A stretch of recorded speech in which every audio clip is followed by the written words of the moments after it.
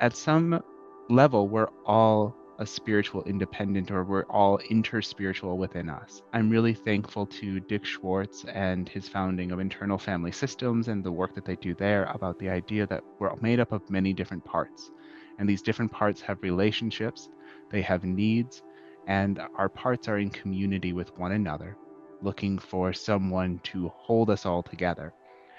And what I have found in people, even people who claim to have a single religious faith, spiritual tradition, is that there are parts with different spiritual needs, and that there is this interspirituality that exists internally within them.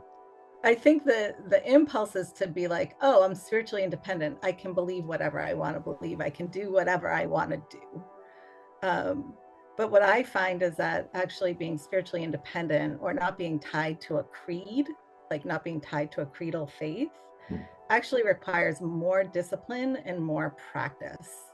It requires you to think more deeply about your own morals and ethics and figure out what I think, figure out what I believe. What does my truth sound like knowing these? And are there more books I should be reading or more experiences I should be having to deepen my understanding of whatever that big question is?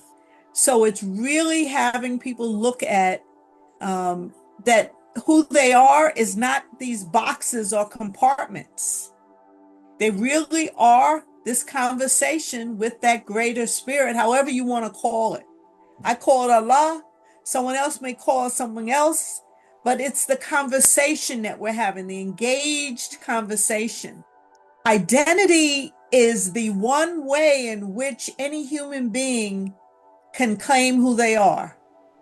And the minute we fall into an assumption about phrases, we're restricting the realm of possibility and greatness for that individual.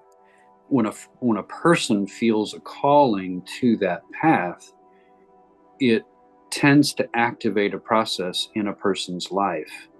And so rather than looking for external structures or scaffolding or even messages from another tradition per se, it's paying attention to what is emerging from the deep self, to use some Jungian language. And so I kind of have come to see wayfaring as really an extension of the individuation process, but specific within the context of spirituality.